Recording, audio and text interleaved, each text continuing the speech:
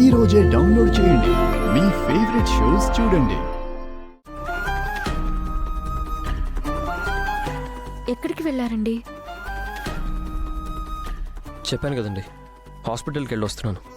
శ్రావ్య phone చేసి జరిగింది మొత్తం చెప్పింది. అయ్యో, ఆ దెబ్బలేంటండి? ముందు మీరు ఇలా కూర్చోండి.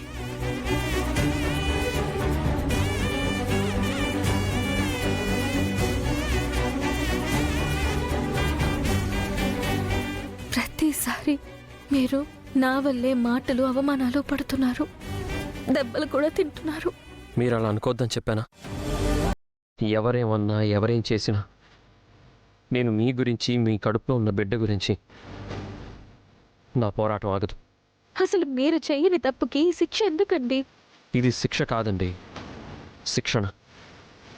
మీకోసం ఎలా బతకాలో దేవుడు నాకు ట్రైనింగ్ ఇస్తున్నాడు. మీరు ఉదయం నుంచి భోంచేయలేదు, ఉండండి భోంచేద్దురు కానీ.